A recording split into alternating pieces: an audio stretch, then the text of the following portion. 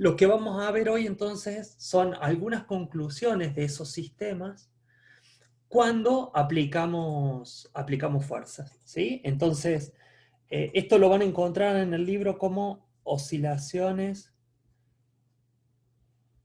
forzadas, ¿sí? O sea, forzadas porque le vamos a aplicar fuerzas a ese sistema masa-resorte, y resonancia, que es lo que vamos a plantear ayer.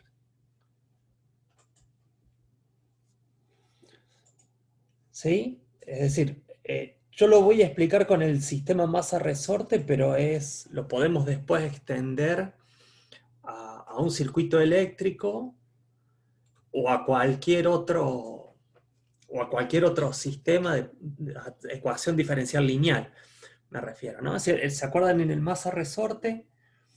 El modelo era m por x' más el componente del amortiguador, b por x' más k por x. Bien, y ahora lo que le vamos a agregar a este sistema es una fuerza, ¿sí? Una F de t. Bien, ¿qué es lo que sabemos hasta ahora? Lo que nosotros vimos para los sistemas no homogéneos, para las ecuaciones diferenciales no homogéneas, es que la solución general, en este caso lo puedo poner como x de t, ¿sí? Está compuesta por dos partes, ¿sí? Una solución homogénea, ¿sí? De t, más una solución particular. ¿Bien? Ayer analizamos todos los casos de la solución homogénea, ¿sí? Vimos que cuando le poníamos amortiguador, lo puedo anotar acá, con amortiguador, ¿sí? Cuando yo le tomo el límite a la solución homogénea, cuando t tiende a infinito, ¿sí? Esto vale 0. En todos los casos, digamos, en el subamortiguado, sobreamortiguado, críticamente amortiguado, es decir, esto puede oscilar o no, pero en tiempo infinito todas se van a 0. ¿Bien? Entonces, si uno tiene amortiguador o en un circuito eléctrico si hay resistencia, está bien. Lo que está pasando es que la homogénea da una parte de la solución que es transitoria. Es decir, ¿qué quiero decir con transitorio? Que inicialmente hay algo, pero que se va extinguiendo a 0. ¿Está bien? Es decir, cuando tengo amortiguador, entonces la solución homogénea, ¿sí? Es lo que me da lo que vamos a llamar el transitorio. Transitorio o solución transitoria, ¿sí? Por otro lado, ya vamos a ver que la particular, si yo tengo una fuerza aplicada, eso me va a generar acá un resultado que va a perdurar en el tiempo. ¿Está bien? Entonces, en ese caso, la solución particular va a ser, por lo general, salvo que la fuerza se haga 0. Si la fuerza se hace 0, esto también se va a hacer 0. Pero si la fuerza no se hace 0, la solución particular va a dar una solución de régimen permanente. ¿Bien? Ahora, si yo no tengo amortiguador, o sea, en el caso sin amortiguador, ¿qué pasaba sin amortiguador? La solución homogénea daba en seno y coseno, o sea que no se iba a 0, el sistema quedaba siempre oscilando. ¿Está bien? Entonces, en este caso, si yo no tengo amortiguador, no hay transitorio y la solución homogénea más la solución particular es la que me genera el régimen permanente. ¿Sí? Estas van a ser las que me van a generar la solución de régimen permanente si B es 0. Podríamos anotar acá, ¿no? B igual a 0. Y bueno, y con amortiguador era el caso B distinto de 0. ¿No? Incluso podremos poner ahí B mayor que 0, porque sabemos que siempre como es un parámetro, va a ser positivo. ¿Bien? Esto a nosotros en la solución no nos cambia nada, ¿sí? Pero a la gente, por ejemplo, que está estudiando electrotecnia con los circuitos eléctricos, es muy importante porque los circuitos eléctricos se analizan y se hace una separación importante en este caso. Se analizan en régimen permanente y en el transitorio, ¿sí? ¿Por qué? Porque van a ver que por lo general analizar el régimen permanente solo, analizar la solución particular sola es muy fácil en la mayoría de los casos. Entonces hay mucho análisis, por ejemplo, de los sistemas eléctricos en régimen permanente. Y el análisis del transitorio, como son cosas que pasan más rápido y eso es un poco más difícil, y a veces no se hace, digamos. O antes, por lo menos, que no había tanto acceso a herramientas informáticas, no se hacía. Se hacía mucho análisis solamente de régimen permanente. Claro, en un circuito eléctrico, esto sería equivalente a decir, tengo resistencia en mi RLC, ¿está bien? O no tengo resistencia. Básicamente, ¿qué es lo que pasa acá? Si yo tengo resistencia o amortiguador, hay algo que disipa energía. Entonces, si disipa energía, el sistema, si no le aplico fuerza, o sea, si me quedo con la homogénea solo, ¿qué hace? Se queda sin energía y se frena. ¿Sí? En un sistema sin amortiguador, no hay nada que disipe la energía. Entonces la energía sigue entretenida. En un sistema mecánico sería entre la energía potencial del resorte y la energía cinética de la masa, hay una oscilación de energía entre uno y otro que nunca se disminuye porque no hay dónde disiparla, ¿sí? En un circuito eléctrico, el caso sin amortiguador, digamos, en la homogénea, ¿qué sería? Y bueno, tengo energía transferida entre el capacitor y el inductor, ¿sí? Entre energía potencial en el capacitor, energía en el campo magnético del inductor, y no tengo quien la disipe, entonces esa energía sigue oscilando. ¿Está bien? Sería este caso. ¿Bien? Bueno, veamos qué pasa. Me interesa un caso particular ahora, que es, ¿qué pasa? Para facilitar el análisis, vamos a suponer que B es igual a 0, o sea, no tengo amortiguador, ¿sí? Y vamos a suponer que f de t es una fuerza de amplitud f por coseno de omega 0t. Que yo le aplico una fuerza cosenoidal, ¿sí? Al sistema. Esto ocurre mucho, por ejemplo, si en sistema masa-resorte sería el amortiguador de un auto, por ejemplo, una fuerza de esta podría modelar cuando yo paso por arriba de un serrucho. ¿Está bien? Es decir, que tengo una perturbación que es cosenoidal. Podría ser, si mi sistema, por ejemplo, un sistema, la ecuación de un péndulo, ¿sí? Como vieron en el análisis que les subió Leticia, la ecuación de un péndulo tiene la misma forma que el sistema masa-resorte sin amortiguador, ¿sí? Si uno considera un péndulo sin amortiguaciones. Y también es una ecuación con derivada segunda de la forma, como va a quedar acá, mx' más k por x. Y fíjense, si ese péndulo sería una hamaca, ¿sí? El aplicarle una fuerza cosenoidal es parecido a lo que hago yo cuando amaco a alguien. No es exactamente cosenoidal porque no hacemos fuerza todo el tiempo cuando empujamos una hamaca, pero la empujamos de una manera periódica, digamos, repetitiva, está bien, con una cierta frecuencia. Entonces quiero ver qué pasa cuando yo aplico fuerzas de este tipo. ¿Bien? Veamos entonces qué es lo que pasa acá. Resolvamos, o sea, lo que vamos a hacer ahora es resolver esta ecuación diferencial. ¿Sí? Resolvemos primero la homogénea. Bien. La homogénea sería la ecuación auxiliar, voy a poner acá, vamos a resolver la x homogénea de t, es decir, esto igualado a 0. Entonces la ecuación auxiliar sería m, le voy a llamar a las raíces para que no se repita el m, le voy a poner acá r cuadrado más k igual a 0. ¿Sí? R le estoy llamando a las raíces para que no se confunda con la masa. Si despejo de acá las raíces, esto lo vimos ayer, R1 y R2, paso lo otro, es K restando, así que me queda una raíz negativa, más menos raíz de K sobre M por I. ¿Sí? Porque me queda la raíz negativa, entonces me dan raíces imaginarias.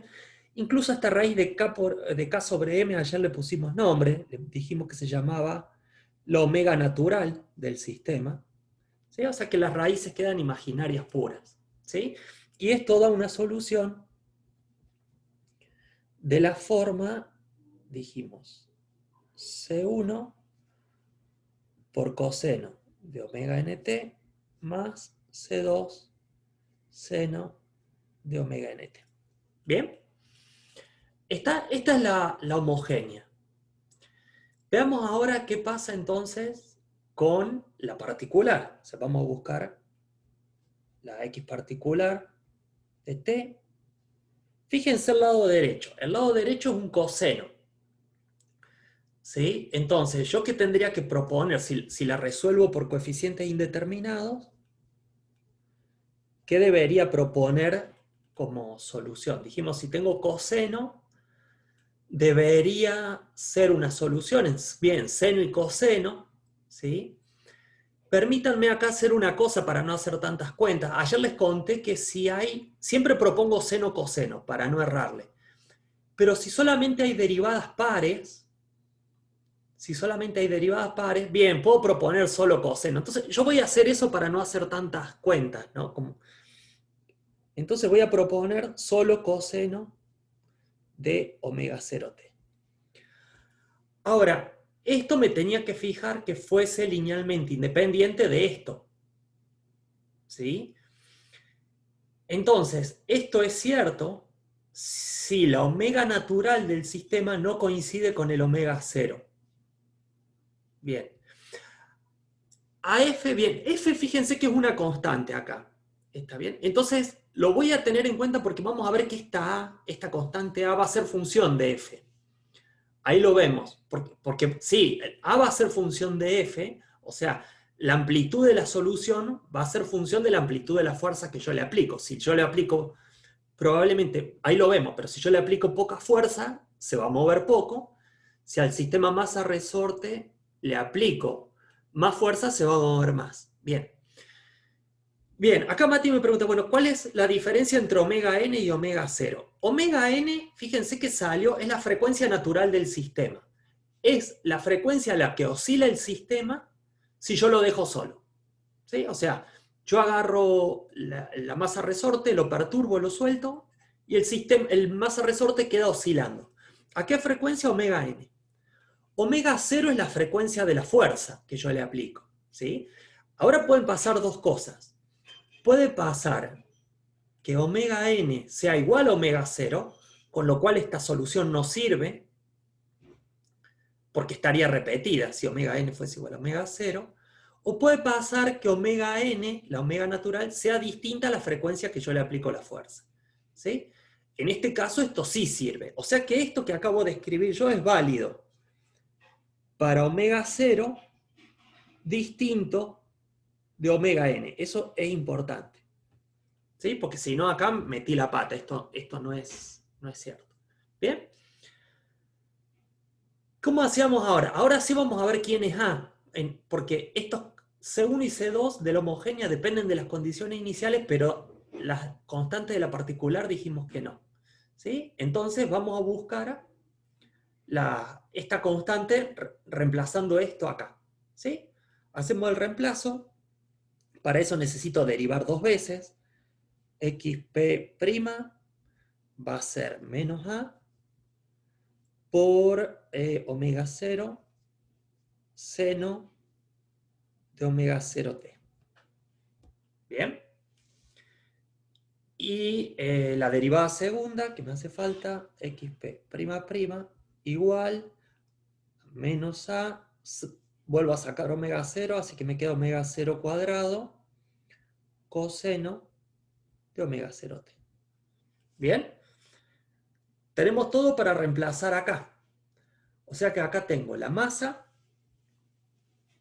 voy a poner un poco más acá si alcanza, la masa por la derivada segunda, menos a omega 0 cuadrado. Los cosenos incluso ni haría falta que los reemplace porque sé que van a aparecer en todos lados. Pero bueno, lo escribo todo junto primero. Más K por la solución, ¿sí? Que es A coseno de omega 0t igual a F coseno de omega 0t. ¿Sí? Es decir, fíjense que acá lo único que tengo son cosenos, así que esto lo puedo sacar todo. Y de acá ya puedo despejar A, porque la puedo sacar factor común de acá. Vamos a hacerlo en dos pasos. Me quedaría A como factor común igual a, lo puedo poner a esto como una resta. Voy a poner acá, menos omega K menos M omega 0 cuadrado igual a F. ¿Bien? Y de acá ya despejo A. Ya lo voy a reordenar un poco, pero me queda A igual a F sobre, lo subo un poquito así lo ven, F sobre, fíjense, yo acá podría, porque lo quiero ordenar un poco mejor, podría dividir todo por M. Puedo dividir por M acá y por M acá, con lo cual este M se cancela con este y me queda K sobre M, o sea, necesitaría poner una M acá, esto porque sé a dónde quiero llegar, digamos, una M acá, dividido K sobre M menos omega 0 al cuadrado. ¿Sí? Está, lo que hice fue dividir todo por M porque quería que me quedara este omega acá solo. ¿Por qué hice eso? Fíjense. Voy a hacer un reemplazo más acá. Este K sobre M es el omega n al cuadrado. Vuelvo un poco para acá.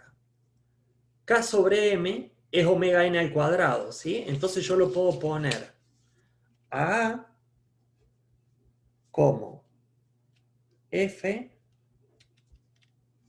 bueno, sobre M por omega.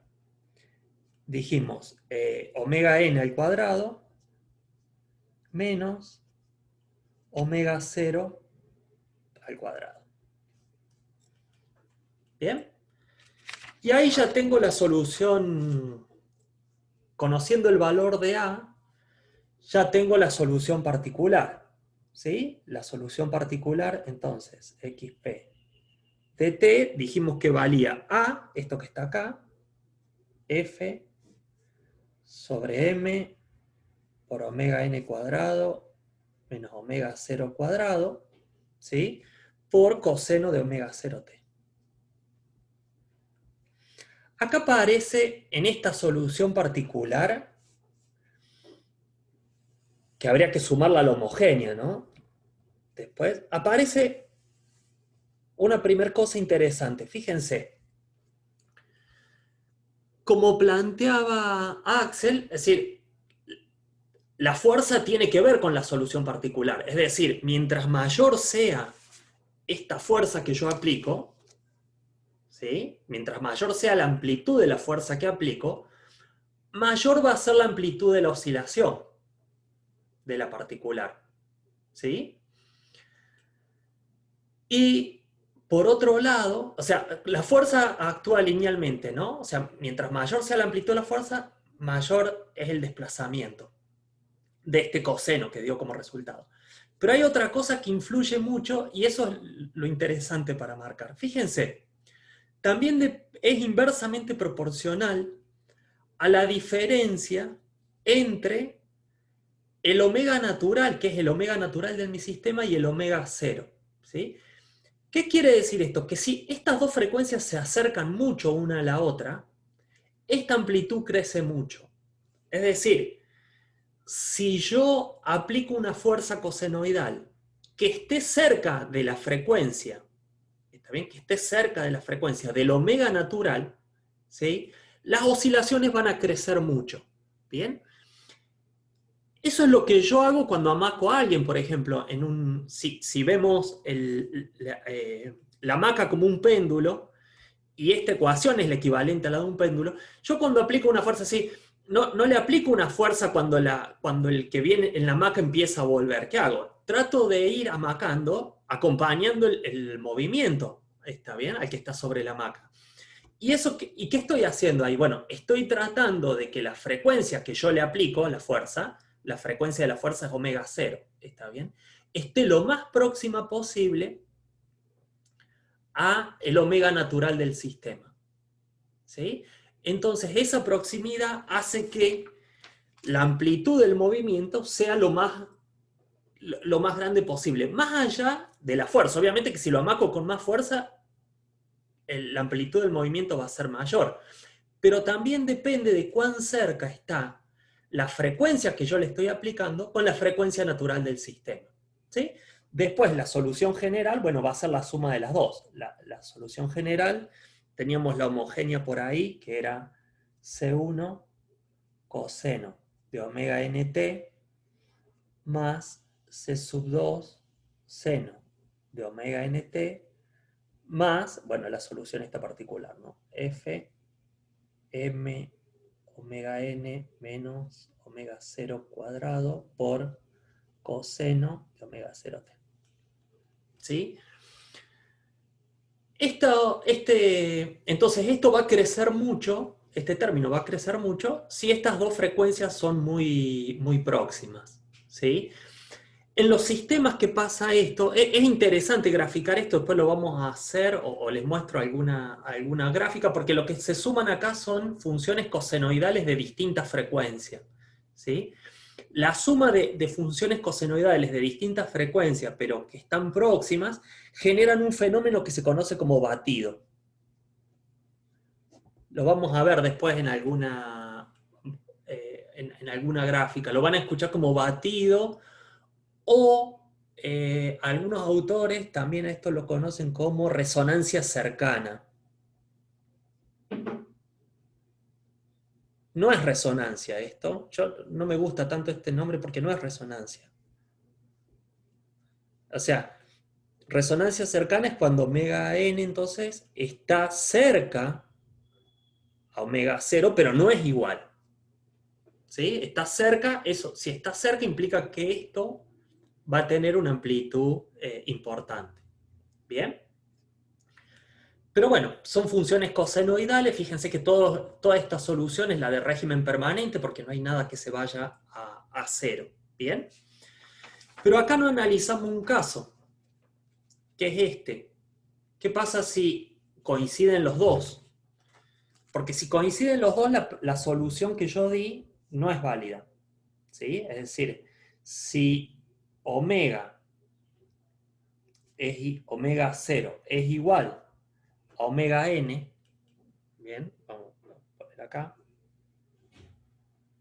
la solución particular de t ya no la puedo plantear como una cosenoidal porque se me va a repetir con la homogénea. ¿Sí? Ya tengo que plantear algo de la forma a por t coseno de omega 0 u n, sería lo mismo, omega nt, más b por t seno de omega nt. ¿Bien? Acá sí, acuérdense que hablábamos ayer, resolvimos un caso parecido a este. Tengo que plantear los dos, el seno y el coseno. ¿Por qué? Porque al aparecer multiplicado por t, cuando yo derivo se mezclan los senos y cosenos, porque aparecen derivadas de productos acá. Entonces, ahí ya no es cierto que si hay derivadas pares solamente la solución va a ser en coseno o solamente seno. ¿Sí? Es más, se suelen cruzar. ¿Bien? Pero ¿qué es lo importante de este fenómeno? ¿Sí? Fíjense, más allá de ir a buscar, podría ser el mismo procedimiento ahora que llevaría un rato, o sea, derivar para ir a buscar la amplitud, cuánto vale A y cuánto vale B. Profe, Sí, disculpe que lo moleste. ¿Qué es lo que dijo antes que pasabas con esto, con la ecuación esa? con esta ecuación. Sí, que usted dijo si no importa que sean pares o no. Bien, fíjate que yo en la anterior, cuando eran distintos omega cero de omega n, como solución particular puse solamente coseno, no puse seno y coseno. ¿Sí? Y Sí, eso es porque como tenía nada más derivadas pares en la ecuación, fíjate que sí, al reemplazar todo quedó en coseno acá. ¿Sí? sí, Cuando yo en este caso coincide, la f de t coincide con la solución homogénea. Entonces no puedo proponer acá coseno, ¿por qué? Porque va a ser una solución repetida. Si yo propongo esto solo, va a ser una solución repetida con la homogénea que tengo acá. ¿Sí? claro, Entonces, ¿qué hago? Multiplico por t. ¿Bien? sí, Pero cuando multiplico por t, tengo que incluir las dos, tanto t por coseno como t por seno. ¿Sí? ¿Y eso por qué? Porque cuando yo ahora derive y reemplace en la ecuación diferencial para calcular a y b, como acá hay derivadas de producto, la derivada de t por coseno, cuando lo derivo dos veces, no vuelve a dar t por coseno. Quedan mezclados seno y coseno. Prueben sí. después de derivar, van a ver que quedan mezclados seno y coseno. Entonces, cuando aparecen las soluciones multiplicadas por t, ya no se cumple más eso, que si solo hay coseno va a aparecer solución de coseno, si solo hay seno va a aparecer solución de seno. Tengo que incluirlo a todo esto completo. Ah, ¿Bien? bueno, profe, muchas gracias. Y acá, fíjense, no lo voy a hacer todo el cálculo de A y B. ¿Por qué? Porque para lo que les quiero mostrar no hace falta. Fíjense que la amplitud acá, así A o B se haga cero, la amplitud del coseno o la amplitud del seno, ¿sí? Crece linealmente con el tiempo. Es decir, este tipo de soluciones, más allá que después le sume la homogénea, yo sé que a medida que el tiempo transcurre, la amplitud, vamos a hacerlo con un lápiz para marcarlo, la amplitud de la oscilación va a crecer linealmente con el tiempo. Entonces yo puedo poner acá un par de rectas que me limiten la amplitud a un crecimiento lineal, ¿sí? Quiere decir que las oscilaciones, en esta parte, fíjense, cuando el tiempo es cero, la amplitud es cero, ¿sí? Pero a medida que voy aumentando en el tiempo, depende un poco la velocidad con las constantes A y B, estas oscilaciones van tendiendo a infinito, es decir, van haciendo esto.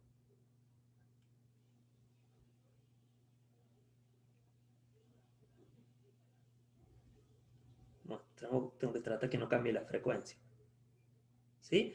¿Y hasta dónde van aumentando así? Y bueno, en teoría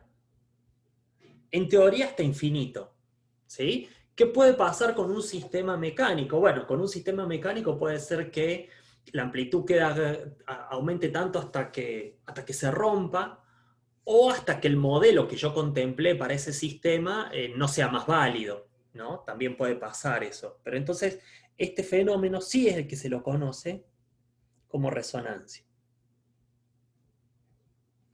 ¿Sí? Fíjense que de esta manera si la frecuencia de la fuerza que yo aplico coincide exactamente con la frecuencia natural del sistema, ¿está bien? Ahí la particular hace que estas oscilaciones crezcan y crezcan hasta dónde.